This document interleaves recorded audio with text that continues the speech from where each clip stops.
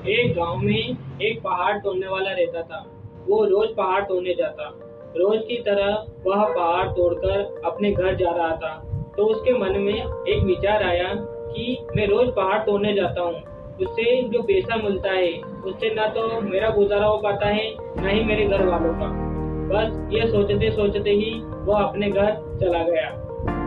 घर पर खाना खाते वक्त भी उसका ध्यान इसी पर था कि मेरे घर की आमदनी इतनी है कि मैं अपने घर का गुजारा भी नहीं कर पाता। और ये सोचते सोचते ही वो सो गया। सोने के बाद उसने देखा कि वो रोज की तरह पहाड़ तोड़कर घर जा रहा है और उसे रास्ते में एक आलीशान बंगला दिखता है। उसने सोचा कि काश ये बंगला मेरा होता। बस उसके इतना सोचने की देर थी और वो उस बंगले का मालिक बन गया। उसको बहुत अच्छा लग रहा था। अब उसे लग रहा था कि मुझसे बेहतर कोई नहीं है। अब थोड़ी देर बाद उसको एक आवाज सुनाई देने लगी जो किसी पॉलिटिशियन की रैली की थी। उसने देखा कि एक पॉलिटिशियन की रैली निकल रही है। लोग उसके सामने हाथ जोड़ रहे हैं, उसके जयकारे लगा रहे हैं। उसने सोचा कि ये महलों वाली, ये आलीशान बंगलों वाली जिंदगी अच्छी नहीं है, काश मैं भी एक पॉलिटिशियन होता। बस उसके इतना सोचने की देर थी और वो पॉलिटिशियन बन गया। अब लोग उसके हाथ पैर जोड़ रहे थे, लोग उसके नाम की नारेबाजी लगा रहे थे, लोग उसके साथ सेल्फीज ले रहे थे। लेकिन कुदरत को कुछ और ही मंजूर था। नेताजी को ज्यादा धूप में रहने की आदत नहीं थी। ज्यादा धूप होने की वजह से उनको चक्कर आ गए और वही नीचे गिर पड़े। जब उनको होश आया तो नेताजी को लगा कि पॉलिटिशियन में कोई खास ताकत नहीं है, असली ताकत तो सूर्य में। उसने सोचा काश मैं एक सूर्य होता।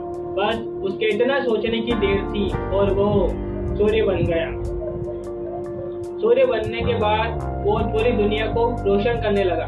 जहाँ उसकी मर्जी होती वहाँ पर वो तेज धूप लाता और जहाँ उसकी मर्जी होती वहाँ वो छाँव कर देता।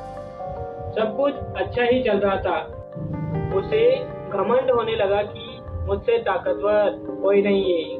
बस कुछ काले बादल आए उसके सामने और उसकी रोशनी को धरती पर आने से रोक दिया। उसे लगने लगा कि सूर्य में इतनी ताकत नहीं है, असली ताकत तो इन बादलों में है। उसने सोचा कि काश में ये बादल होता। बस उसके इतना सोचने की देर थी और वो बादल बन गया। बादल बनने के बाद उसे बहुत अच्छा लग रहा था। अब वो कहीं भी आ जा सकता था, जहाँ चाहता वहाँ बरसता और जहाँ चाहता वहाँ बंजर ही रहने देता। अब उसकी खुशी का कोई ठिकाना नहीं रहा था। लेकिन अचानक एक दिन हवा चली और उसको एक स्थान से दूसरे स्थान पर पहुंचा दिया। अब उसे लगा कि बादल में इतनी खास ताकत नहीं है, असली ताकत तो हवा में है।